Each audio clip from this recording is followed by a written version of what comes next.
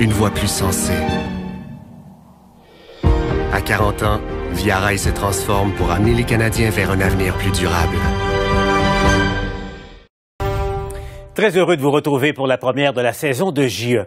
L'accident de vélo et les graves blessures subies cet été par la journaliste Isabelle Richer a touché bien des gens. Elle qui est encore en vie aujourd'hui parce qu'elle portait son casque de protection. Vous êtes de plus en plus nombreux d'ailleurs à faire du vélo ou à côtoyer des cyclistes. Aujourd'hui, ma collègue Julie Marcoux, elle-même une cycliste émérite, s'est prêtée à l'exercice. Une enquête terrain sur cette cohabitation de plus en plus difficile au Québec.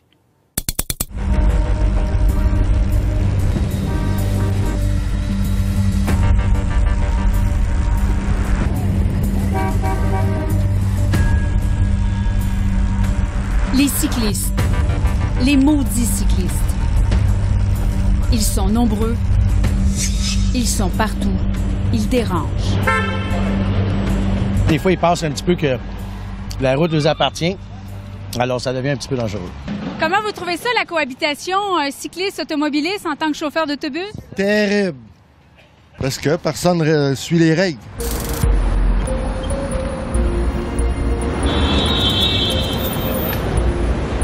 Depuis les 15 dernières années, le nombre de cyclistes au Québec est en constante augmentation. Des figures imposées aux automobilistes qui forcent une cohabitation difficile, entraînant parfois même la mort. La collision est survenue alors que le poids lourd que vous voyez là-bas effectuait un virage à droite. Là, les vues, il n'y avait plus rien à faire. Il n'y a plus rien à faire. C'était affreux. Bien, c'est sûr que, d'un, j'ai remarqué qu'il y avait beaucoup plus de cyclistes. Là. Je suis très content de voir ça, d'ailleurs. Je pense que c'est bon signe.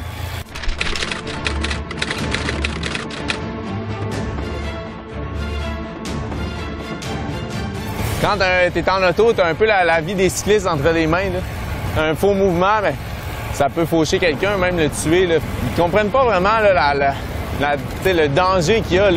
Peut-être que les automobilistes ils étaient peut-être pas prêts dans un sens. C'est sûr que c'est une nouvelle réalité. Là. Ça n'a jamais été aussi populaire. C'est sûr que quand on n'a pas l'habitude, derrière le volant, des fois, ça peut être un peu impressionnant, mais je pense que c'est peut-être une période d'adaptation. Je pense qu'il faut quand même reconnaître que la plupart des automobilistes sont très respectueux, sont très courtois à l'égard des cyclistes.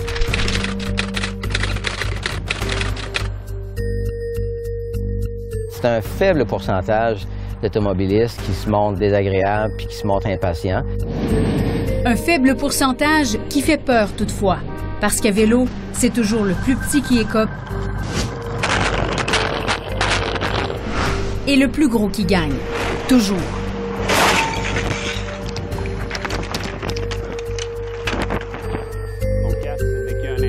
As-tu plus peur qu'avant de rouler aujourd'hui? Oui. Définitivement. Marc Dufour est un visage familier dans le monde du cyclisme. Depuis 20 ans, il organise des camps d'entraînement à Cuba, aux États-Unis, pour les cyclistes de tous les niveaux. La confrontation cycliste-automobiliste sur les routes et ses gestes gratuits comme ces clous plantés volontairement dans la chaussée contribuent à son sentiment d'insécurité. Il y a une ou des personnes mal intentionnées là, qui carrément plantent des clous sur la chaussée. Et qui doit viser visiblement, en tout cas, les cyclistes. Et puisqu'il est question de climat acrimonieux, voici une vidéo qui a beaucoup circulé cet été sur les réseaux sociaux. Et le partage de la route, ça paraît que tu fais pas de vélo, tu sais. Non, puis je veux pas en faire non plus, je veux pas ressembler à un clown comme toi. Quand la personne dit, il y a une photo de son, tu sais, sur sa page Facebook, c'est une photo de son gros pick-up avec la double roue. Puis lui, il est content de dire que quand il passe à ses miroirs à 2 pouces des oreilles des cyclistes, il en est fier. Hein. Ça fait peur un peu. 1 stop, 2 stop. Après ça, c'est moi le cap. Qu'est-ce que vous dites aux cyclistes qui ont peur aujourd'hui de circuler sur nos routes? Si j'écouterais mon ego démesuré, je dirais qu'ils ont raison.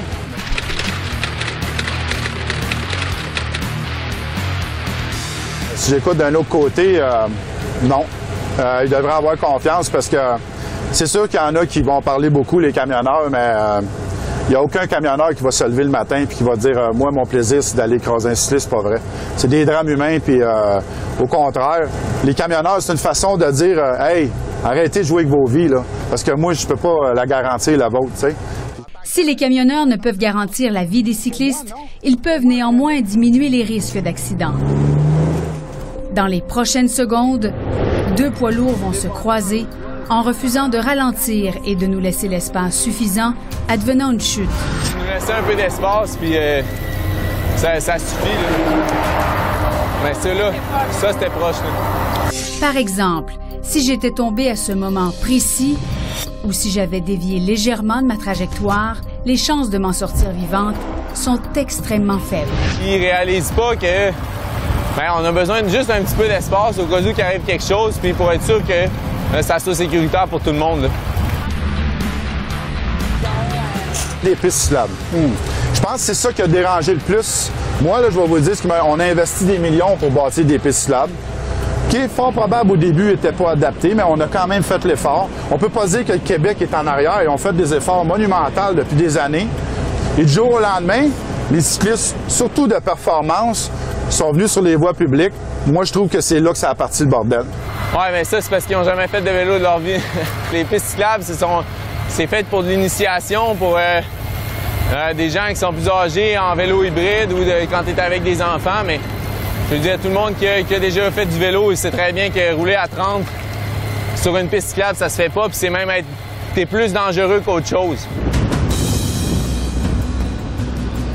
Entre les camions, les voitures, les cônes oranges et les pistes cyclables où piétons, patins à roues alignées et véhicules électriques s'entremêlent, les adeptes du vélo circulent là où ils peuvent, aux grandes dames des automobilistes. Je pense que ce qui arrive, c'est que les cyclistes essaient de gagner leur place.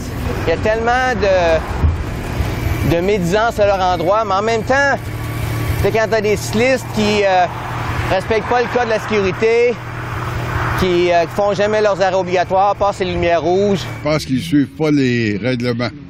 À l'envers, c'est one-way. Les stops, ils font pas. Ils passent sur les lumières rouges. Ils font jamais leur stop. Il y en a bien trop. C'est très compliqué. Ils sont très imprudents. Quand on est cycliste, c'est dur de faire un stop et de faire le 3 secondes. Parce que, tu sais, on est clippé, ralentir. Tu sais, quand il y a personne, on y va tout de suite. Est-ce que c'est possible de respecter à la lettre le code de la sécurité routière lorsqu'on est un cycliste? Ça l'est. C'est vrai qu'il y en a beaucoup qui ne le respectent pas. Moi, quand j'étais avec du monde, des fois, je rage après les... Ça, c'est vrai. Il y en a beaucoup qui... Mettons, ils prennent un stop pour un CD, puis une lumière rouge pour un stop. Non, Julie, on va revenir sur une séquence du reportage qui me chicote. On revoit, ça fait peur, là, on revoit le camion passer, mais en roulant en double comme ça, les cyclistes, là, vous vous exposez à beaucoup plus de risques sur la route. En groupe, le Code de la sécurité routière demande aux cyclistes de circuler à la file indienne. Ça, c'est la théorie, Paul. Mais en pratique, lorsque l'accotement est assez large, on le voit régulièrement, les cyclistes circulent deux de front. D'une part, c'est toléré par les policiers et c'est plus agréable. En file indienne ou deux de front, on convient que le poids lourd ne nous a pas donné suffisamment d'espace advenant un pépin. Sur l'autre séquence, par contre, c'était vraiment pour les besoins du tournage que nous avons circulé deux de front parce que sinon, l'accotement n'était pas assez large. La file indienne assure-t-elle vraiment la sécurité des cyclistes? C'est une bonne question à laquelle on trouve une réponse dans un instant.